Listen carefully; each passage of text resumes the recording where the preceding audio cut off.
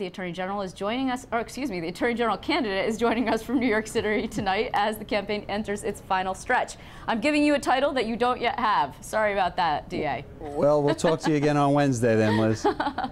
So you had this fundraiser on Monday. Initially, your campaign thought that it was going to be bringing in $2 million, then maybe $1 million, but now so far you've only reported $275,000. So how much was it? Yeah, I'm not sure how much it was. I know it was more than that. Much of the money came in before the event actually even occurred, people buying tickets in advance. But my campaigners told me we have enough money not only to be competitive, but to win on Tuesday. So what is the strategy then? Because in terms of ads, you've had less on the air than Eric Schneiderman. It also should be said that he had the advantage of running in this primary, and so he had all of these ads all over prior to September 14th, and you didn't run any because you didn't have any opposition in your own party. Right, but it's strange, Liz, because even though we hadn't put our ads up yet, we shrunk that lead that was near 30 points down to 7 last week, and that was without spending a dime of our money. So I think what's happening is that the voters are starting to pay attention to this race. They realize that there's more than just the governor candidates running this year, and I think that's why our margin has shrunken to where it is now. So you actually you're on the conservative line and you're on the Republican line, correct? You Right, gave up correct. the Independence Party line because you did an investigation into the party that ended up with no charges. So you actually hamstrung yourself in that particular aspect. Are you worried? Well, that was important to me, Liz, though. That was important that the people, our public, our voters and our citizens understand that the system, the integrity of our system, is more important than any political race or any individual. I withdrew from consideration of the Independence parties seeking their nomination because I was obligated under my duties as the DA to investigate some conduct of their leaders. After I withdrew, they endorsed my opponent, and a week later I exonerated them from any criminal activity. There was no criminal activity, but I wanted the public to have faith that my decision was based on the facts and what was right and what was wrong, and not for any political consideration because I was seeking their nomination. And the only way I thought that the citizens of our state could have faith that I would do the right thing was to withdraw. So, okay, so you have no regrets about that decision then? None at all. So now, according to the polling, you've got a bit of a lead upstate. Eric Schneiderman has a very wide lead in New York City, and the battleground is the suburbs. So what is your strategy for closing that 7-point gap that the Siena poll showed that you had? Yeah, I think we've closed much of the gap, and with the last poll 2 weeks ago had us down by 7. And yes, I think you're right. The battlegrounds are in the suburbs, but we're not neglecting upstate, and we haven't given up on getting voters in the city of New York. I want to represent 19 million people. I don't want to represent any special interest or give anyone an annex in Albany other than the 19 million citizens of our state.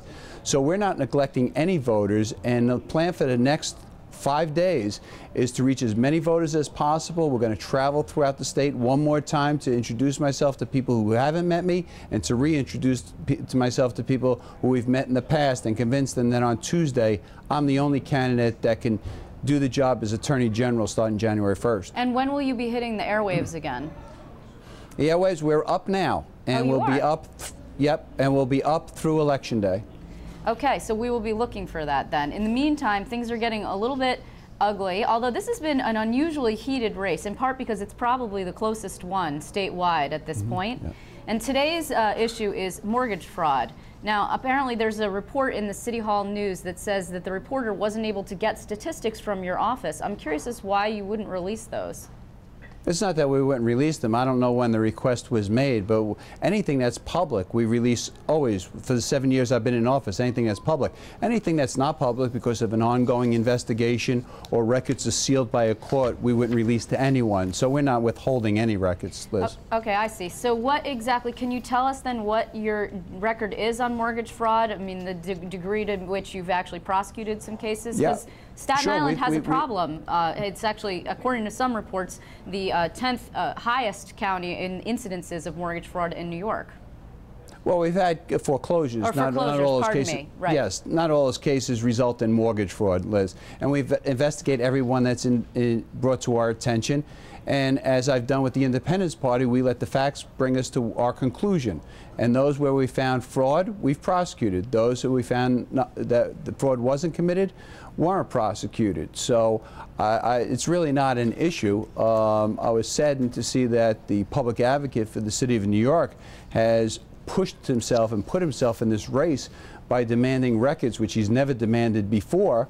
I'm a little surprised at a public official doing that, but we're proud of our record of accomplishments for the 7 years I've been the Staten Island District Attorney. We have nothing to hide, and anything that's public for the last 7 years we've divulged. But in terms of specifics, in terms of statistics and how many cases, can you say in general how many there have been? We'd have to look at that, Liz. We do 13,000 cases a year, and I've been there for 7 years. So I couldn't tell you offhand how many of those cases were robberies, how many of those cases were homicides or sexual assaults, or how many were mortgage fraud cases. All I know is that when we compile whatever is requested, we'll give it over. You know, you and Eric Schneiderman are sort of battling neck and neck for editorial board endorsements. Newspapers throughout the state, you've gotten quite a few, he's gotten quite a few. The ones that have not gone with you, some of them reference the fact that they're concerned that the office would not be as activist, now that's Eric Schneiderman's word, under your leadership, and that it would be more like a DA on steroids. I mean, what is your vision in terms of civil cases and not just criminal cases, which is what your background is? Right. Well, my opponent has no background at all in prosecuting any criminal cases, and a good part of the Attorney General's office is prosecuting criminal matters in the Organized Crime Task Force, enforcing our environmental laws, mortgage, Medicaid fraud cases, and cases involving Wall Street. But the number one issue on everyone's mind in every geographic area of our state I've been in, Liz, is the corruption and dysfunction in Albany, in our state government. And it's going to take a prosecutor to rid out the corruption there. Our last two attorney generals were prosecutors, Eliot Spitzer and Andrew Cuomo. And at this time in our state's history, the job demands that somebody with 15 years as a prosecutor not only become the next Attorney General, not only because of that, but we need somebody who has independence from Albany, because it's impossible for somebody to rid out public corruption if they've been part of that dysfunctional government for the last 12 years.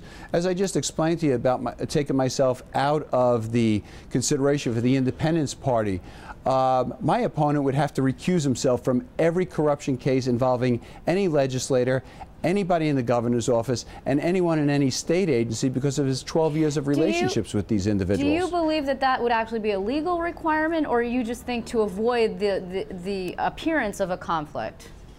It's so that the people have faith that our system works and that no one's being treated differently because of who they are, or who they've endorsed, or who they've given donations to, or who they've been part of as a colleague for the last 12 years. Our system, our people have to believe that our system works, that our system is important enough that it's bigger than any individual, and that everyone is treated fairly and impartially. And as Mr. Morgenthau taught us in Manhattan DA's office, justice is doled out without fear, but without favor. In parting, I just want to talk to you briefly about this other issue that's been big in the campaign, and that's the issue of abortion rights. I was going to play this ad, but unfortunately we're going to run out of time. I did play it for you off air. It is not surprising, of course, it's been an issue throughout the campaign. NARAL Pro-Choice New York is again hitting you and saying that you are anti-choice and that you have supported a pro-life activist group in the past. This issue has come up repeatedly, and you've called it a red herring. It's because my opponent's trying to distract voters' attention away from what the real issues are. That for 12 years he's been part of the most dysfunctional legislative body in the entire country, according to the NYU Law School's Brennan Justice Center. And he's been palling around and has relationships, elevated and voted for people into hierarchy in the Senate Democratic Caucus, people who are now mentioned in this AEG report that Inspector Joe Fish has said is scathing. My opponent has taken $76,000 from people who were mentioned in that report and only returned that money after the report was made public, even though he received that money in July and August of this year. It's a pattern of activity that's common with my opponent. He only revealed the fact that he was taking advantage of this tax loophole the other day for 1 year after it was reported by one of your colleagues. After that, the following day, when asked, he says, oh yes, and I've been doing it for the last 11 years too. But he didn't offer that up. He only takes action after he's caught and after he's questioned about it. What New York State needs is an attorney general who's going to take the right action no matter who's looking, and not because they've gotten caught. Well, Dan Donovan, I want to thank you very much. Unfortunately, we're out of time. We will be seeing you on election night, and good luck out there. It's going to be a long couple of days. Thanks so much, Liz. It's good to be with you. Be well.